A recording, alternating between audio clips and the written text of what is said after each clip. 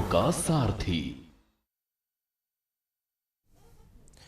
नमस्कार, के न्यूज के खास कार्यक्रम स्पेशल रिपोर्ट में आपका स्वागत है। मैं हूं मनोज मानस और आज हम सबसे पहले बात करेंगे भीषण गर्मी और लू को लेकर। मुख्यमंत्री योगी आदित्यनाथ ने दिया है पूरे प्रदेश के प्रशासन को अलर्ट मोड पर रहने के सख्त निर्देश। साथ ही आज हम बात करेंगे उत्तराखंड के मुख्यमंत्री ने मेधावी छात्र छात्राओं को सफलता के मंत्र दिए हैं और प्रेरणा बनने के संदेश की। और साथ ही प्रयागराज के सिविल लाइंस में भीषण आग की और सुलगते सवाल की हम बात करेंगे और सड़क सुरक्षा माह का आयोजन, लेकिन कितना जागरूक हुए हैं हम। चलते चलते बात देश में चीनी की कीमतों में बढ़ोतरी और घटते बफर स्टॉक के बीच केंद्र सरकार के उठाए बड़े कदम की हम बात करेंगे और चीनी निर्यात पर पूरी तरह से रोक कितनी असरदार होगी, इस पर आज हम बात करेंगे। तो चलिए अब चलते हैं खबरों के विस्तार में और पहली अहम रिपोर्ट का रुख करते हैं। उत्तर प्रदेश में भीषण गर्मी और लू को लेकर मौसम विभाग द्वारा ऑरेंज अलर्ट जारी किया गया है और ऑरेंज अलर्ट जारी किए जाने के बाद मुख्यमंत्री योगी आदित्यनाथ ने पूरे प्रदेश के प्रशासन को अलर्ट मोड पर रहने के सख्त निर्देश दिए हैं। मुख्यमंत्री ने सभी जिलाधिकारियों, स्वास्थ्य विभाग और राहत एजेंसियों को हीट वेव से निपटने की तैयारियां मजबूत करने को कहा है। साथ ही अस्पतालों में विशेष व्यवस्था सुनिश्चित करने और जनता से सावधानी बरतने की मुख्यमंत्री ने अपील की है। ये खास रिपोर्ट देखिए। उत्तर प्रदेश में लगातार बढ़ रही भीषण गर्मी और लू को देखते हुए मुख्यमंत्री योगी आदित्यनाथ ने प्रशासन को पूरी सतर्कता बरतने के निर्देश दिए हैं। भारतीय मौसम विज्ञान विभाग द्वारा ऑरेंज अलर्ट जारी करने के बाद मुख्यमंत्री ने सभी जिलाधिकारियों, स्वास्थ्य विभाग, बिजली विभाग और राहत एजेंसियों को अलर्ट मोड में रहने को कहा है, जिसको यूपी में गर्मी के ऑरेंज अलर्ट पर एक्शन में योगी सभी जिलों के नियम और महत्वपूर्ण विभागों को दिया यह आदेश। सीएम योगी ने अधिकारियों को निर्देश दिया है। यूपी में हीट वेव अलर्ट, यूपी में ऑरेंज अलर्ट जारी। 19 से 21 मई तक भीषण गर्मी और लू का खतरा। तापमान 3 से 4 डिग्री सेल्सियस तक बढ़ने की संभावना। सीएम योगी के अस्पतालों को निर्देश, हीट स्ट्रोक वार्ड तैयार रखें। दवाइयों और बेड की पर्याप्त व्यवस्था। डॉक्टरों की उपलब्धता सुनिश्चित। एम्बुलेंस सेवाएं 24/7 सक्रिय रहे। सीएम योगी की जनता से अपील, दोपहर में अनावश्यक बाहर न निकले। बच्चे, बुजुर्ग और बीमार लोग विशेष सावधानी रखें। ज्यादा पानी पिएं और हल्के सूती कपड़े पहने। बाहर निकलते समय सिर ढककर रखें। वहीं दूसरी तरफ सीएम योगी ने सख्त निर्देश दिए कि संवेदनशील जिलों पर विशेष निगरानी रखी जाए। मुख्यमंत्री योगी आदित्यनाथ ने प्रदेशवासियों से अपील की है कि अत्यधिक गर्मी और लू के दौरान अनावश्यक रूप से घरों से बाहर न निकले। सीएम ने बच्चों, बुजुर्गों और बीमार लोगों को अतिरिक्त सावधानी बरतने की सलाह दी है। प्रशासन ने लोगों से पर्याप्त पानी पीने, हल्के सूती कपड़े पहनने और धूप से निकलते समय सिर ढककर रखने की अपील की। वहीं दूसरी तरफ मौसम विभाग ने बताया कि 19, 20 और 21 मई को प्रदेश के कई जिलों में अति उष्ण लहर चल सकती है। तापमान में 3 से 4 डिग्री सेल्सियस तक की वृद्धि होने की संभावना है। इसे देखते हुए योगी सरकार ने सभी जिलों को राहत और बचाव की तैयारियां समय रहते पूरे करने के निर्देश दिए। मुख्यमंत्री योगी आदित्यनाथ के इस कड़े रुख और एक्शन मोड से यह तो तय है कि प्रशासनिक अमला मुस्तैद हो चुका है, लेकिन इस भीषण तपन और अति उष्ण लहर से जंग सिर्फ सरकारी आदेशों से नहीं जीती जा सकती। इससे खुद जनता को भी जागरूक होना होगा। मुख्यमंत्री की अपील को ध्यान में रखते हुए दोपहर के समय घरों में रहें, सुरक्षित रहें और अपना ख्याल रखें।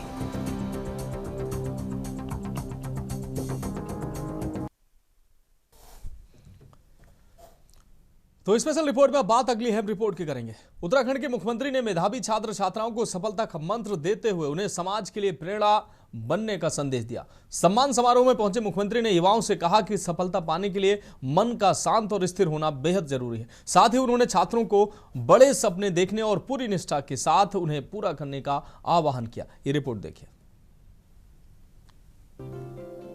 उत्तराखंड के मुख्यमंत्री पुष्कर सिंह धामी ने मेधावी छात्र छात्राओं का हौसला बढ़ाया। एक कार्यक्रम में सम्मान समारोह में पहुंचे सीएम धामी ने न सिर्फ प्रतिभावान युवाओं को उज्जवल भविष्य की सीख दी, बल्कि उन्हें समाज और अपने जूनियर्स के लिए एक रोल मॉडल के रूप में अपनी जिम्मेदारी समझाने का भी आह्वान किया। आइए जानते हैं मुख्यमंत्री ने युवाओं को सफलता के कौन से गुरु मंत्र दिए। आप सबका अभिनंदन करता हूँ और मेरे लिए हर्ष और गर्व का विषय है कि अमर उजाला पत्र द्वारा आयोजित इस मेधावी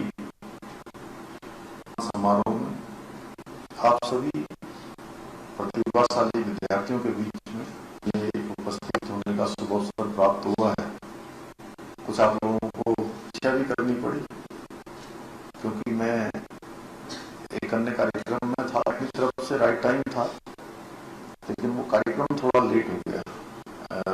थोड़ा जल्दी का टाइम दिया हुआ था 10 बजे का उन्होंने, लेकिन वो कार्यक्रम शुरू होते होते बज गया और मुझे लग रहा था कि आप सब लोगों को प्रतीक्षा करनी पड़ रही होगी, तो आपको सूचना करनी चाहिए और सबको भोजन भी करवा दीजिए तब तक जो समय की बचत होगी। तो थके तो नहीं है ना? थके तो नहीं? चलिए बहुत अच्छा। मैं आज के इस समारोह में सम्मानित होने वाले आप सभी प्रतिभाशाली छात्र छात्राओं को अपनी ओर से धन्यवाद देता हूँ। धामी का युवाओं को गुरु मंत्र, स्थिर मन है जरूरी। अगर शांत और स्थिर मन से चुनौतियों का सामना किया जाए तो कठिनाइयां खुद ब खुद रास्ते से हट जाती हैं। रास्ते आसान होंगे, धैर्य रखने से सफलता की राह आसान हो जाती है। अब आप बने दूसरों के लिए रोल मॉडल। जूनियर्स को मिलेगी प्रेरणा। मेरिट में आए छात्रों की दिनचर्या, पढ़ाई का तरीका और मेहनत छोटे विद्यार्थियों के लिए प्रेरणा बनेगी। नई जिम्मेदारी। मेधावी छात्रों का कर्तव्य कि वे अपने जूनियर साथियों को आगे बढ़ने के लिए गाइड और प्रेरित करें।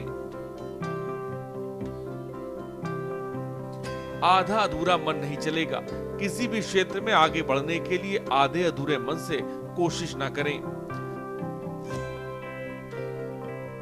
पूरी ताकत झोंक दें। सफलता पाने के लिए 100% निष्ठा और समर्पण जरूरी है। तो जैसे कि अभी अब मेरे आगे 2 और छात्र आए, उन्होंने बोला कि अपनी हैसियत पर लक्ष्य देखना चाहिए, तो उसमें कठिनाइयाँ भी बहुत आएंगी, आपको लोग बहुत कुछ कहेंगे, बट मेरा यही कहना है कि आप बस अपने लक्ष्य पे ध्यान दीजिए और मेहनत करते रहिए। मेहनत कभी खाली नहीं जाती है। और वैसे ही मेरी माँ ने मेरे ऊपर जो मेहनत की है आज वही हम लेके आई है। Thank you mamma. Thank you all for giving this opportunity to me. मैं 10th क्लास अभी पास आउट हुई हूँ। मेरी 96% है। उत्तराखंड में मेरी 8th रैंक है और मेरे को अभी 10th में रिसेंटली बहुत हेल्थ इश्यूज़ भी हुए जिसकी वजह से मैं उतना नहीं कर पाई जितना मैं कर सकती थी। So most of the benefit मुझे अपनी क्लासरूम स्टडी का मेरे को मेरे भैया ने बहुत हेल्प की। मतलब मैंने पूरा अकॉर्डिंगली मुझे पढ़ा है, उनके जैसे उन्होंने बोला वैसे पढ़ा है, उन्होंने मेरी बहुत हेल्प की। और कभी हम बहुत मेहनत करते भी हैं लेकिन हम उस अकॉर्डिंग नहीं गेन कर पाते हैं, तो हम ये सोचते हैं, हम बहुत अपसेट हो जाते हैं, हम तो नहीं कर पाए। तो मैं आपको एक चीज़ बोलना चाहूँगी कि नॉलेज कभी वेस्ट नहीं जाता, कभी भी नहीं। वो आज भी तो कल आके एब्सोल्यूट की काम है, नॉलेज कभी भी वेस्ट नहीं करता। और ये भी बोलना चाहूँगी कि everything seems impossible until it's done. हमेशा हर एक चीज़ नामुमकिन लगती है जब तक वो नहीं हो जाती। क्योंकि मेरे को खुद लगता था, टीचर्स बोलते थे बेटा आप कर सकते हो, मेरिट में आओगे। और मेरिट सुन के ऐसा लगता था जैसे मतलब क्या व्हाट अ ग्रेट थिंग, क्या होता है मतलब मेरिट। और जब आ गए नाम आ भी गया, टीचर्स ने लिस्ट भी भेजी, मेरे को इतना कुछ ऐसा लगा नहीं कि कुछ हुआ है। बट जब सब कांग्रेट्स करने लगे ऐसे फोटोज़ वगैरह, तब फील हुआ कि सच में व्हाट आई अचीव, मैंने क्या अचीव कर लिया ये। तो मैं आपको यही बोलूँगी। और जैसे कि अभी वो भैया ने भी बोला कि एम हमेशा अपनी हैसियत से बड़ा देखो, एक दिन आपकी हैसियत आपकी एम से भी बड़ी हो जाएगी। मैं आपको अभी जो 10th के टॉपर्स बैठे हैं यहाँ पे और जो भी मेरे जूनियर्स बैठे हैं, मैं उनको मैसेज देना चाहती हूँ कि 10th में जब मैं 10th पास आउट हुई तो एक होता है एक स्ट्रीम लेने का बहुत बड़ा इम्पोर्टेंट रोल होता है। और बाकी सारे जो टीचर्स होते हैं वो होते सब लोग मतलब ऐसे करते कि आप साइंस लो, आप कुछ भी कोई भी स्ट्रीम लो, बट मैं उनको जो भी स्टूडेंट्स हैं, मैं उनको जो भी मेरे जूनियर्स हैं उनको मैसेज देना चाहूँगी कि आपका जिसमें इंटरेस्ट हो आप वो सब्जेक्ट चूज़ करो, वो स्ट्रीम में जाओ। आपका जो एम है, आपका एम डिसाइड होना चाहिए, क्लियर होना चाहिए कि आप क्या बनना चाहते हो। और मैं खास स्पेशली पेरेंट्स को ये मैसेज देना चाहूँगी और बोलना चाहूँगी कि अगर आपके बच्चे अगर कुछ आगे को कोई, जैसे मैंने 10th के बाद मेरे 10th में साइंस में अच्छे मार्क्स थे और टीचर्स ने और मेरे पेरेंट्स ने भी मुझे मना किया कि आप आर्ट्स स्ट्रीम में मत जाओ। इस दौरान सीएम ने कहा कि विद्यार्थी का जीवन लौट कर नहीं आता, किसी भी क्षेत्र में जाना है तो मन और शरीर उसी में लगाना है, आधा अधूरा काम नहीं करना है। सफलता पाने में चुनौतियां आए तो धैर्य बनकर सामना करो। बालपन, जवानी और जिंदगानी बार बार नहीं आती।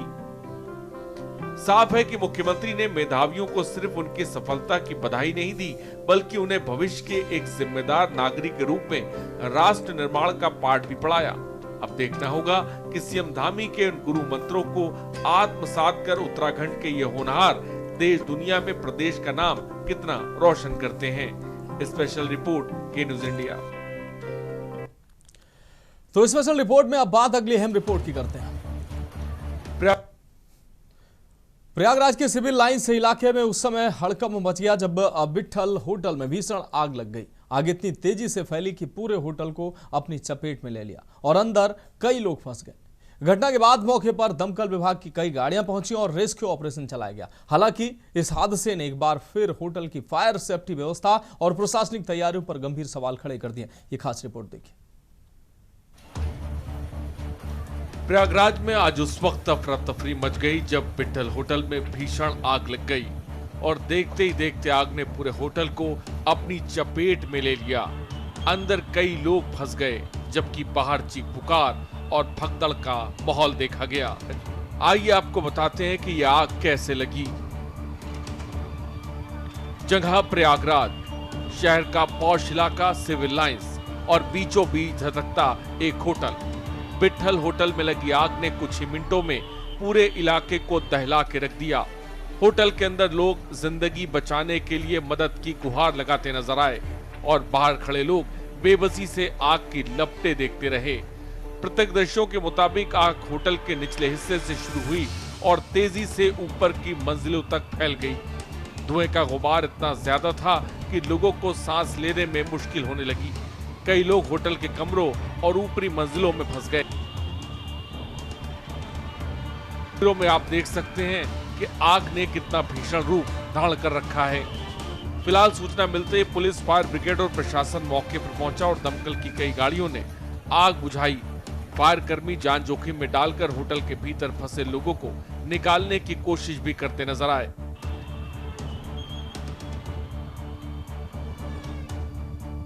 सिस्टम पर सबसे बड़ा सवाल, क्या होटल में फायर सेफ्टी के पूरे इंतजाम थे?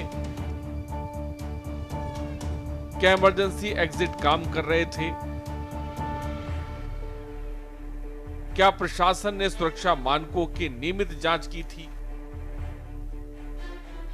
फिलहाल हादसे की वजह अभी तक साफ नहीं हो पाई है। स्थानीय लोगों का दावा है कि पास के ट्रांसफार्मर में ब्लास्ट हुआ था, जिसके बाद आग होटल तक पहुंची। वहीं शॉर्ट सर्किट की आशंका से भी इनकार नहीं किया जा रहा। फिलहाल आग पर काबू पा लिया गया है। हर बड़े हादसे के बाद जांच के आदेश भी दे दिए गए हैं। जिम्मेदारों की तलाश होती है, लेकिन कुछ दिन बाद सब कुछ फिर पुराने ढर्रे पर लौट जाता है। आग सिर्फ इमारतों को नहीं जलाती, सिस्टम की लापरवाही को भी उजागर करती है। फिलहाल राहत और बचाव का काम जारी है, लेकिन प्रयागराज के इस हादसे ने एक बार फिर ये सवाल खड़े कर दिए कि आखिर सुरक्षा नियमों को लेकर जिम्मेदार एजेंसियां कितनी गंभीर हैं। स्पेशल रिपोर्ट के न्यूज इंडिया। तो फिलहाल स्पेशल रिपोर्ट में वक्त एक अहम ब्रेक का है और ब्रेक के बाद अगली अहम रिपोर्ट का रुख करेंगे। ब्रेक के बाद स्पेशल रिपोर्ट में एक बार फिर से आपका स्वागत है। अब बात अगली अहम रिपोर्ट की करेंगे।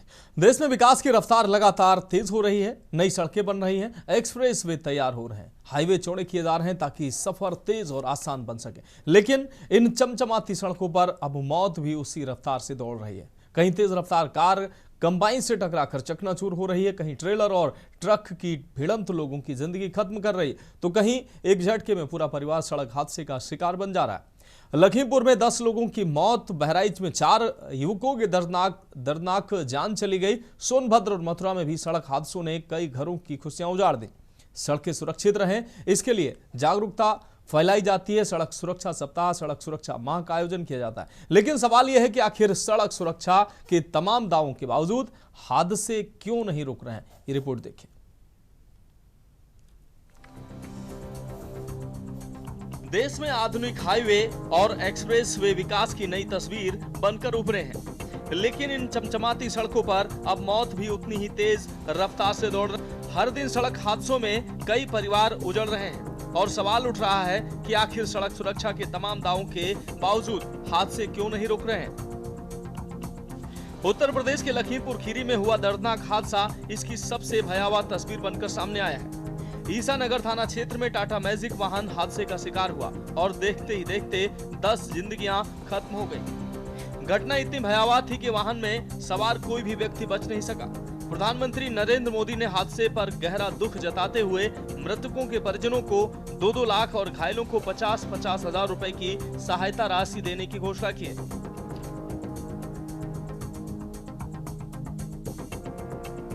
बहराइच में भी तेज रफ्तार मौत बनकर दौड़ी। नेपाल से आ रही टाटा पंच कार मटेरा इलाके में गेहूं काटने वाली कंबाइन मशीन से जा टकराई।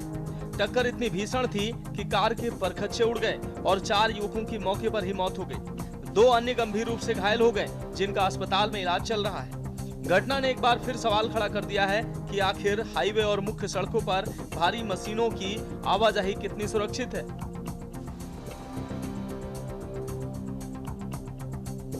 अभी करीब 1 से 1.5 घंटा एक एक्सीडेंट की सूचना आई, जिसमें एक पंच गाड़ी थी जो कि नानपारा से बहराइच की तरफ जा रही थी और इसी रोड पर एक कंबाइन गाड़ी थी जो साइड की सड़क से निकल के सड़क पे आ रही थी। उससे वो बड़ी तेज गति से टकराई और जिसमें मौके पर ही 4 लोगों की मृत्यु हो गई। 2 लोग घायल हैं, उनको जिला अस्पताल में लाया गया है। जो लोग मृतक हैं वो सभी बहराइच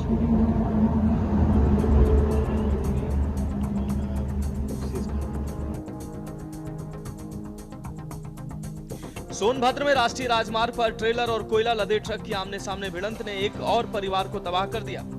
टक्कर इतनी जोरदार थी कि ट्रेलर का केबिन पूरी तरह से चकनाचूर हो गया और चालक उसमें फंस गया। घंटों की मशक्कत के बाद जब चालक को बाहर निकाला गया तब तक उसकी मौत हो चुकी थी। स्थानीय लोगों का आरोप है कि सड़क किनारे चल रहे अवैध वॉशिंग सेंटरों की वजह से सड़क फिसलन भरी हो जाती है और हादसे बढ़ रहे हैं।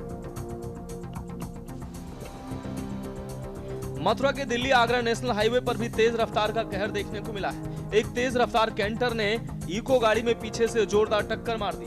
हादसे में बच्चों समेत कई लोग गंभीर रूप से घायल हो गए। टक्कर के बाद हाईवे पर लंबा जाम लग गया और घंटों तक यातायात प्रभावित रहा। देश में सड़क सुरक्षा को लेकर हर साल अभियान चलाए जाते हैं। Helmet, seat belt, speed control और ट्रैफिक नियमों को लेकर जागरूकता फैलाई जाती है। लेकिन जमीनी हकीकत यह है कि ओवर स्पीड, लापरवाही, खराब ट्रैफिक मैनेजमेंट और नियमों की अनदेखी लगातार लोगों की जान ले रही है। विशेषज्ञ मानते हैं कि सिर्फ सड़कें चौड़ी करने से हादसे नहीं रुकेंगे। जरूरत है सख्त ट्रैफिक मॉनिटरिंग, अवैध अतिक्रमण और खतरनाक वाहनों पर कार्रवाई। गाड़ी में करीब लगभग 5 लोग थे। कहाँ से आ रहे थे? गोवर्धन से आ रहे थे और गोवर्धन से इनको वहाँ जाना था वाटर पार्क के लिए। अब आप मौके पे हैं, क्या आपके परिचित थे? ये मेरे रिश्तेदार थे, मेरे साले के लड़का है। आप कहाँ से आए हुए? मैं कोसी कला से आए हैं हम। तो अभी मौके पर यहाँ एम्बुलेंस पुलिस व्यवस्था हो चुकी थी? कोई नहीं, वो लोग हॉस्पिटल में एडमिट है, एसएल हॉस्पिटल में एडमिट है और टेम्परेरी उनका चल रहा है, जिसमें कम से कम 2 लोगों की हालत सीरियस है। गाड़ी टैक्सी करवाते थे? कैसे हुआ था ये? गाड़ी अपनी पर्सनल है, कोई टैक्सी की नहीं गाड़ी। साथ ही लोगों को भी सड़क पर जिम्मेदारी समझनी होगी, क्योंकि जरा सी लापरवाही किसी परिवार की पूरी दुनिया उजाड़ सकती है। सवाल सिर्फ सड़क बनाने का नहीं है, सवाल उन जिंदगियों का है जो हर दिन इन सड़क हादसों में खत्म हो रही हैं। अगर रफ्तार पर लगाम नहीं लगी तो विकास की ये सड़कें यूं ही मौत का रास्ता बनती रहेंगी। स्पेशल डेस्क के न्यूज इंडिया। और अब बात अगली रिपोर्ट की करेंगे। देश में चीनी की कीमतों में बढ़ोतरी और घटते बफर स्टॉक के बीच केंद्र सरकार ने बड़ा कदम उठाते हुए चीनी के निर्यात पर पूरी तरह से रोक लगा दी। सरकार का कहना है कि इस फैसले का मकसद घरेलू बाजार में आपूर्ति को स्थिर रखना और कीमतों पर नियंत्रण बनाए रखना है। वहीं दूसरी तरफ चीनी मिलों की आय, किसानों के भुगतान और एथेनॉल सेक्टर को लेकर नई चिंताएं भी सामने आ गई हैं। अब सवाल यह है कि क्या सरकार का यह कदम आने वाले महीनों में बाजार को स्थिर रख पाएगा या फिर गन्ना अर्थव्यवस्था के सामने नई चुनौतियां खड़ी करेगा। देश में चीनी की बढ़ती कीमतों और घटते बफर स्टॉक के बीच केंद्र सरकार ने चीनी निर्यात पर पूरी तरह रोक लगाकर बड़ा फैसला ले लिया है। ये कदम एक तरफ घरेलू बाजार में महंगाई को नियंत्रित करने की कोशिश है, तो दूसरी तरफ इसका असर देश की सबसे बड़ी गन्ना अर्थव्यवस्था उत्तर प्रदेश से लेकर महाराष्ट्र, बिहार और पश्चिम बंगाल तक दिखाई देने लगा है। सरकार का तर्क साफ है, अगर अभी निर्यात नहीं रोका गया तो आने वाले महीनों में देश में चीनी की कमी और कीमतों में तेज उछाल देखने को मिल सकता है। लेकिन दूसरी ओर चीनी मिलों, किसानों और एथेनॉल उपयोग के सामने नकदी संकट और भुगतान व्यवस्था की एक बड़ी चुनौती आकर खड़ी है। चीनी निर्यात पर बैन क्यों लगाना पड़ा? भारत में सालाना करीब 280 लाख मैट्रिक टन चीनी की घरेलू खपत होती है। इस बार कमजोर मानसून गन्ने में रोग और उत्पादन में गिरावट के कारण अनुमान है।